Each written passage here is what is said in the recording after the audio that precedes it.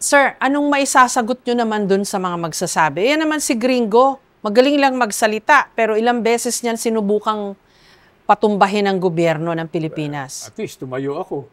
Eh kayo, nasa likod kayo ng laptop. Di ba? Panay ang comment niyo, like. Di ba? May emoji pa.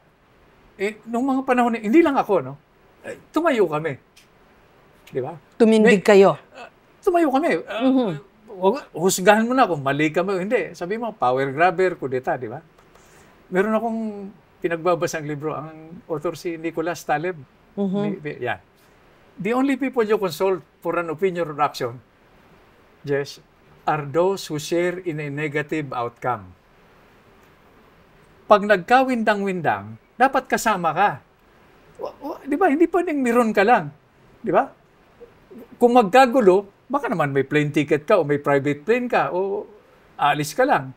Kaya siguro nangungurakot ka ngayon. Dahil nag-iipon ka, dahil pag sumama ang panahon, ang bilis mo nga alis. Huwag mo kang iiwan. Kaya mabigat ang kalooban ko dun sa mga nasa labas ng bansa. Di ba, nasa centralized aircon, in some penthouse, in some, di ba, in some developed country. Ang lakas ng loob, magbatikos.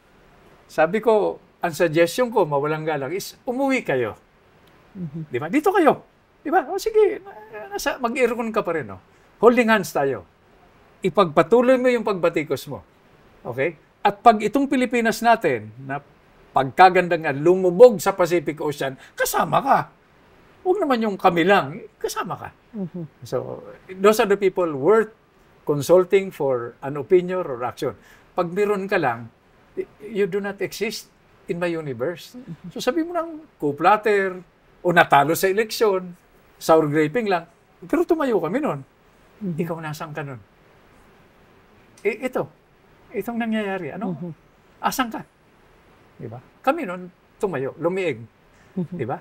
And we risk not only our careers, no? Our family, our lives.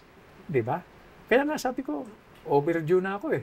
Wala pa naman akong boarding pass, pero